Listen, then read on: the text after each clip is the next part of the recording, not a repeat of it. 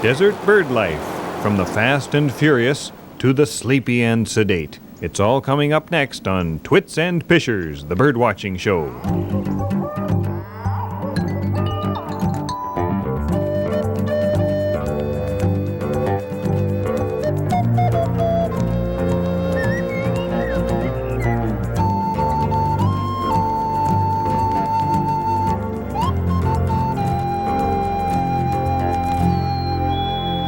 Hi there, fellow bird watchers. One moment.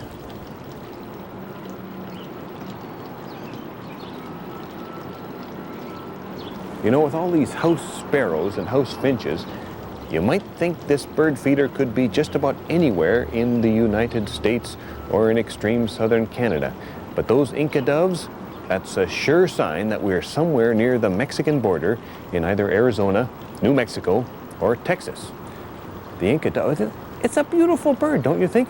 It's got a nice name, although apparently Inca doves never lived anywhere near Inca people. I think doves are great. This is a place where they have lots of doves. And one moment, identification time. If you want to know for sure whether you're looking at an Inca dove and not just a mourning dove, or heaven forbid you mistake it for a rock dove, a common domestic pigeon.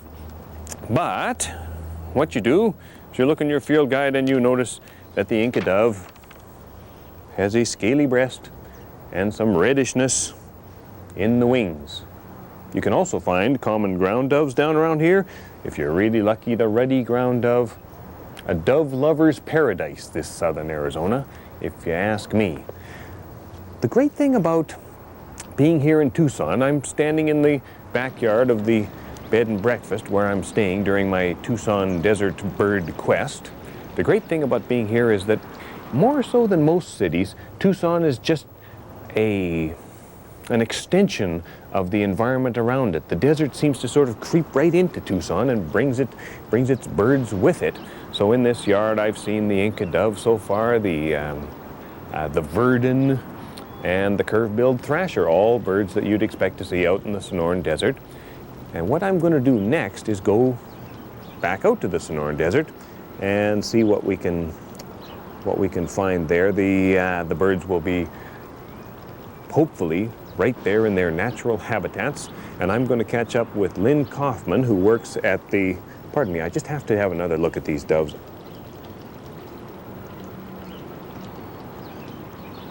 Ooh, nice. So I'm going to catch up with Lynn Kaufman, who works at the Botanic Gardens here in Tucson and probably knows the Sonoran Desert birds as well as anyone, and we'll go out into Sabino Canyon, quite close to town, an easy place to get to, where we'll be able to see some of these desert birds in their natural habitat. It's nice to see birds in the backyard and at the bird feeder, but it's much more interesting to see them doing what they would naturally do if, you know, they weren't here in the city. Sound like a good plan? I think so. Let's do it. Sabino Canyon runs south from the Santa Catalina Mountains north of Tucson and is easily accessible by road at the outskirts of the city itself. The plants and birds here are typical of the Sonoran Desert, an environment found in southern Arizona, southeastern California, and adjacent areas of Mexico, including the Baja Peninsula.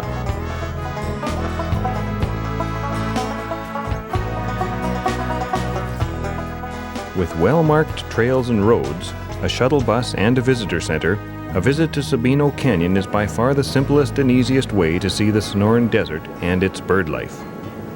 So, Lynn, are there a lot of bridges like this in the desert?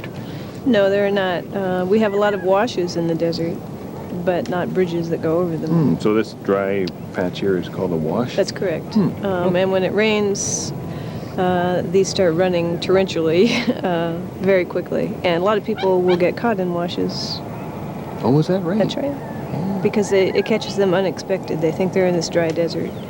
And the rains will come and these washes fill up very quickly. What sort of birds can... Oh, there's Gambel's quail. Gambel's quail. That's right. What a neat bird. Mm-hmm. I love these quail. They're so comical. They have that funny little crest on the... Yeah, the top knot. Or top knot, yeah. Yeah, that's a good word for it. Any idea what that's for? Purely decorative. Oh, was that right? So they recognize each other by that and so on? Yeah, the male has that nice striking facial pattern, and then the black on the belly. And the female's not quite as flashy, but she's pretty nice too. What about their calls? Do they have a lot of different vocalizations? They have some, and actually in the spring you'll see males get up in bushes to call for females. And usually you don't see them high up in bushes, usually they're on the ground. But it's not particularly melodic. Does this bird migrate at all? Or No, it's a resident here. Yeah, that's what I thought, yeah. In the winter, they gather in huge flocks, and in the summer, then they pair off to have young. And they'll usually have about 11 to 13 young. So they have quite a few young, but the attrition rate is pretty bad, so they may end up with 3 or 4 out of the 13. Oh, is that from predators? Predators. Often some are just too weak. Sometimes the heat gets them. It's very sad to see if you count every day, because there are fewer and fewer. Sure. But Well, that's I how guess the species survives. Yeah, and if they all survive, there'd be nothing but quail Nothing there. but quail, too many quail, that's right. And they move right into the suburban neighborhoods too, Yes, don't they do. But they are shy, so they need a lot of cover. Well, this is perfect country for them. Mm-hmm. Oh, there goes. It's so funny That's the way they right. just run through the open spaces like that.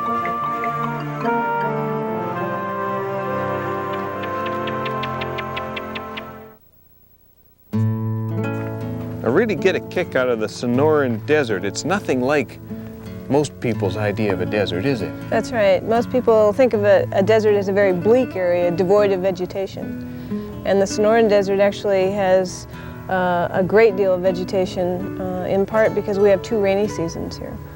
We have gentle winter rains that come in November, December, January. They come from the Pacific Ocean. And then in the summer we get these torrential downpours called the monsoon season. And they're very violent, short-lived storms. Often we'll have cloud build up all day long, and then it'll rain heavily in the afternoon, cool things down, and then it will clear up, and the same thing will happen day after day. And are these plants able to store water from that event? All of the plants have developed different adaptations to surviving in the desert, and many of them have the ability to store water, which is the succulents issue. For example, this cactus. What sort of cactus is this? This is a cholla, and it has the ability to suck up water when it rains and to store it, so that it has it during dry times. It's a weird-looking plant, isn't it? Yes, it's actually a very popular plant for birds to nest in. Oh, is that right? Mm-hmm. Oh, that's... Well, no self-respecting snake would want to climb up one of these through all those thorns and spines to get to a nest. This other one is called teddy bear cholla because it supposedly looks cuddly and fuzzy, but it's actually filled with spines. So it's not, in fact, cuddly at all. Are there any specific plants that are found only in the Sonoran deserts? Yeah, we have a lot of cacti that are quite noticeable. Other deserts have cacti, but we have the stately saguaro, for example. Mm-hmm. The cowboy cactus. The cowboy cactus, that's right. And those things, when they're full grown, can weigh quite a few tons. Oh, is that right? Yes, because they store huge amounts of water. Yeah. They have very shallow roots close to the surface of the soil, and so when it rains, they absorb it very quickly. What's that big flat-leaved That's over there? prickly pear. It produces a wonderful fruit that is very popular with the birds. It's a real purpley, fleshy, seedy thing, and the birds, almost every bird I know feeds on it. Was that right? Well, That's that, right. I mean, it seems to me that the variety of plants here in the Sonoran Desert, the whole thing is really quite good for the birds, isn't it? Yes, it is. This is not a terribly... No. There's a lot of food. They can get moisture from cacti, for example. They can get moisture from cacti fruit. So there are lots of ways to get moisture without having rivers and streams. When you go birding in the desert, it's a good idea to get up early in the morning. By midday, right now, not too many birds active. It's getting quite hot. It's very dry here, even in the middle of winter. And I'm glad I brought a hat. That's another tip I can pass on to you. And always carry water with you in the desert, just in case you start to overheat. And it's also another great reason to wear one of these highly attractive vests. Finally, don't forget rugged footwear. See, look at that, dried up cactus bits, powerless against rugged footwear. This nest right here is a cactus wren nest. Man, what a mess. Yeah, it is. It's just a big globby affair. And they're not nesting this time of year, are they? No, actually, they build nests to roost in. So they'll sleep in their nests at night. What was that? Well, that's... So you will see them collecting nesting material during the wintertime. Cactus wrens also build decoy nests, so they build more than one nest. Is it like house wrens stuff nest boxes full of sticks and make people angry at them? Yeah. That sort of wren behavior? That wren behavior. Yeah. So what other birds make use of the cactus as a protective environment for nesting? Well, quite a number of birds use the cholla as a nesting site. Curve-billed thrasher is one. In fact, it nests almost 90% of the time in cholla. Seems to be a cholla specialist. Mm-hmm. He makes a real stick-like nest and lays blue eggs in it. Oh, that's nice, yeah. An open nest? Yes. Oh, yeah, different from Different than this, right. I've seen mourning doves nest in it, Inca doves. I've seen house finches nest in it. Oh, is that right? That's right. Yeah, yeah. So it's a good nesting site. What about the saguaro? I mean, you see all these holes drilled in the side of the saguaro cactus. There are two woodpeckers that are responsible for making those cavities in the saguaros. One is Gila woodpecker, and the other is northern flicker. What happens is they excavate the hole and then scar tissue is formed in the plant. So it makes a very nice cavity. It can be about 20 degrees cooler in there. No kidding. So it's a good protection from the heat, and it's also safe from predators, although I have seen snakes attempt to climb a saguaro to get into a nesting cavity. Oh my. So what other birds make use of these nesting cavities once the woodpeckers are done with them? Yeah, there are quite a number of cavity nesting birds in the desert, including purple martin, which is a very large swallow. Oh yeah, that's a familiar bird for Right, most people. Yeah. that's right. And American kestrel, small falcon. There are a couple of flycatchers that will use them. Ash-throated flycatcher and brown-crested flycatcher, two very look-alike type birds. European starling. Oh, of course, yeah. Cavity nester. Yeah, they'll nest just about in any cavity, That's won't right. they? Yeah. I've seen house sparrows nest in them. Oh yeah. Mm-hmm. And finally, there are some owls. Oh that yes, use them. yeah. You see that on postcards a lot, don't you? That's right. Little owl faces poking out in of the particular, cactus. the elf owl, Yeah. which is the smallest owl in the world. How big are they? It's about 5 inches. Very tiny. Oh man. But screech owls will also use saguaro yeah. cavities. We did see a sleeping western screech owl that day, apparently oblivious to our passing and to the rest of the bird life around it. Another interesting feature of the Sonoran Desert is that we have a lot of trees here. I guess these things qualify as trees, right? Yes, these are trees. This is a mesquite tree and this is a palo verde tree. Oh, with the green. That's right, with the green bark. branches. Yeah, yeah. Actually, photosynthesis takes place in the bark on that tree. Trees are important here because they act as nurse plants for things like the saguaro. You'll see these two saguaro here. These trees were probably here way before the saguaro and help protect it from cold and from heat. Oh, so right. that the So saguaro they has a chance to grow. grow up in a little bit of a sheltered Protection, spot. that's yeah, right. Mm-hmm. Yeah. And is this is mistletoe in that That's right. branch there, isn't That's it? right. Yeah. That's a parasite on the plant because it saps the host plant of nutrients and water. There's one bird in particular that likes mistletoe, and that's the phainopepla. It's a very sleek-looking black bird with a crest. It has a red eye, and they actually are responsible for spreading mistletoe. They will eat mistletoe berries. That's what they like to feast on, and it'll pass through their digestive tract. If a seed lands on the ground, nothing will happen, but if it lands in a fissure in the bark of a tree, it will sprout. Oh, is that right? Mm-hmm. Yeah. So that's how they get up there in the first place. That's right. They also nest in mistletoe often. Very dense area to nest in, very protected. Mm-hmm. It's a winter bird here, isn't it? Primarily. Primarily winter, yes. We do have them in the summer, but they sort of range around looking for mistletoe. I love these birds. They're really, really interesting. Female phainopeplas are gray, but the males are glossy black, fully deserving their name, which means a shining robe in Latinized Greek. You almost always see them around mistletoe plants feeding on berries or insects. In winter, the males and females split up, and each bird defends its own patch of berries. When they aren't feeding, they will perch up above the mistletoe, guarding it against other phainopeplas or northern mockingbirds. Despite their crested heads and the fact that they fall right next to the similarly shaped waxwings in the field guides, phainopeplas are the only North American members of the silky flycatcher family, the Tylogonatidae. Oh, there goes another potential baby mistletoe plant. I wonder where it landed. You know, it seems like the natural way to hold binoculars is something like this. You grab them by your fingertips, get your elbows way out, and when you want to focus, you get one finger out and you fiddle with the focus knob. If you watch seasoned birders, you'll notice that they do it quite differently. They grab the binoculars quite sturdily with both hands and use at least 2 fingers on the focus knob and keep the elbows in close. That way, you're a lot more stable and your arms don't get tired as quickly. What's that? Good grief, it's another cactus wren.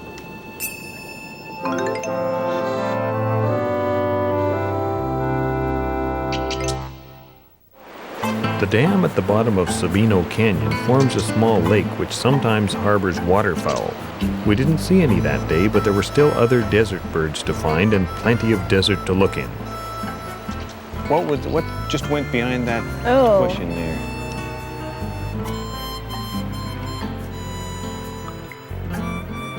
Yeah, it's a large bird. Oh, I hope it's a roadrunner. It is a roadrunner. It is. Oh, look at that. Great. Oh, that's nice. That's a good looking one. The greater roadrunner is a ground-dwelling member of the cuckoo family, as is apparent by its long tail and its sharp carnivorous bill. To me, it's a good analog for what Archaeopteryx, the first known bird, was like when it was alive 160 million years ago, although the roadrunner itself is anything but primitive in its structure. They don't fly much, and if you squint your eyes, you can imagine a little theropod dinosaur under all those feathers. We were lucky to see it, and I was very pleased indeed. You just have to be in the right place at the right time. Yeah, well, this is right around the visitor center at Sabino Canyon. I guess that's a good spot to see them. Mm-hmm. Yeah, the bird finding books. Oh, look tell you over there. That's a pyrrhuloxia. Oh, yeah. See on that graythorn shrub. Excellent. That's another typical desert sort of southwestern bird, isn't it? That's right. A lot of people confuse that with cardinal. They look almost... well, they have the same shape. Yeah. And the female cardinal looks a bit like the male pyrrhuloxia, but their bills are quite different. Mm-hmm. What is it about this bill that sets it apart? The pyrrhuloxia has sort of a light yellow bill, and it's shaped like a parrot bill. Oh, yes. It's sort of hooked over on the top. It's not like a grosbeak bill, like a cardinal. And the cardinals is really more like a grosbeak, and it's more pinky in color. They're still seed crackers, aren't they? Yes, they are. Although I've seen, they eat berries and fruit here, too. The desert birds are quite adaptable and eat lots of different things. Speaking of adaptable, back at the visitor center we saw another roadrunner that had become quite accustomed to people. A very tame bird, but not as satisfying as the shy one we found further out in the desert. In fact, one of the tour guides was feeding it dog food.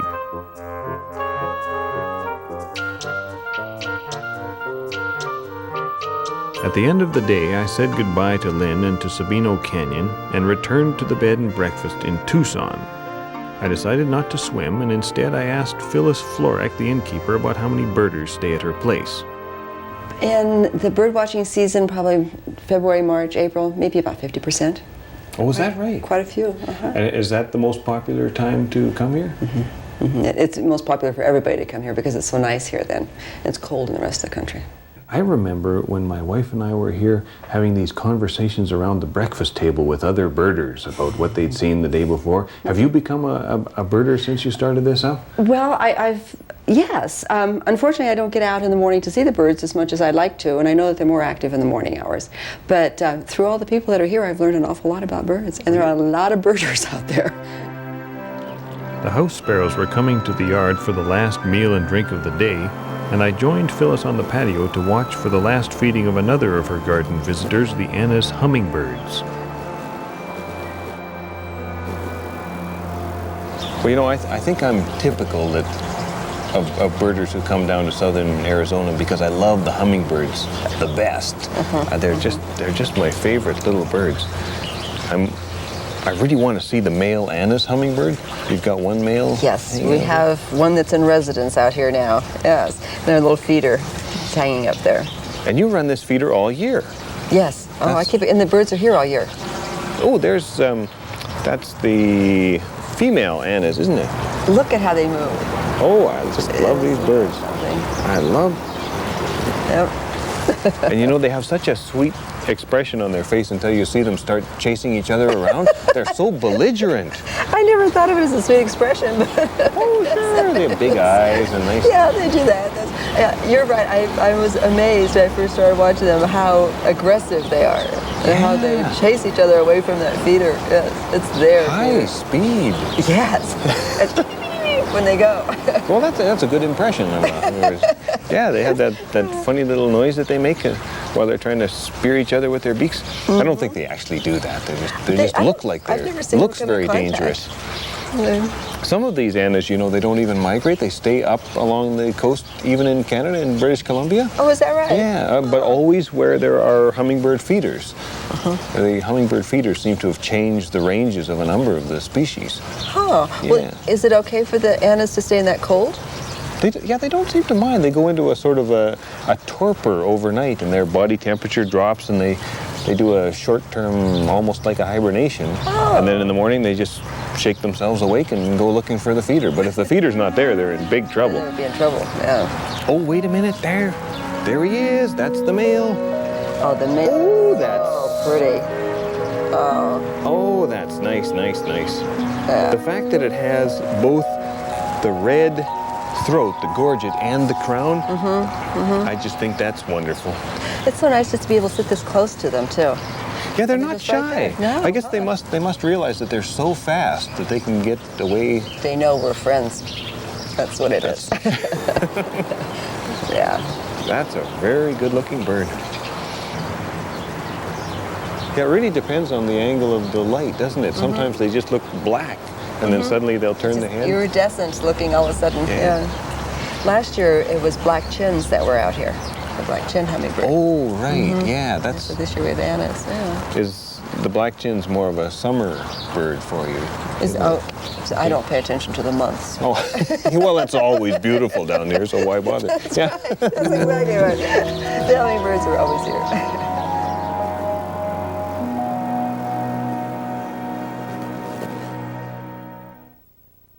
The Sonoran Desert is not necessarily the best place to see a lot of different species of birds, but it is certainly a wonderful spot to see a few species of particularly interesting birds up close and easily visible.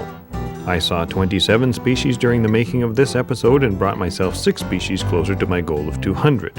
It's too bad we didn't get them all on tape, but then, we never do.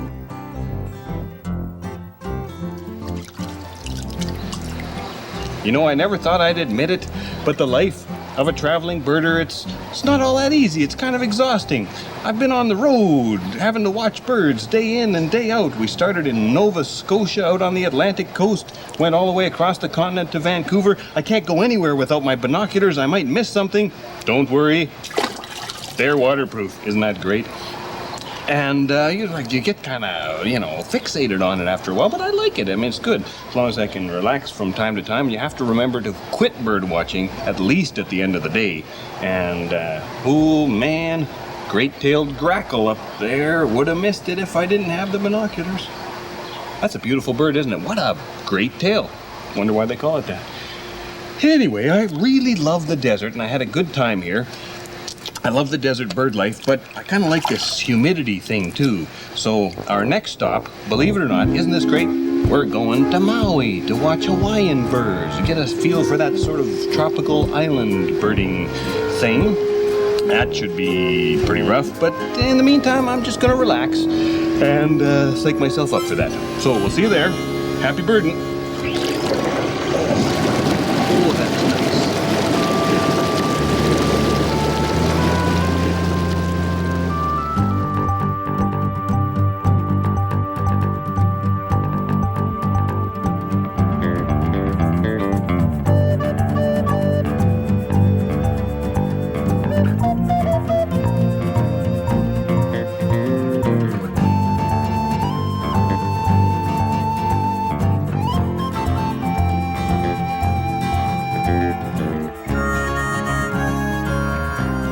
And don't forget our title contest. Send in your suggestions, or if you like the title Twits and Pishers, do tell us why.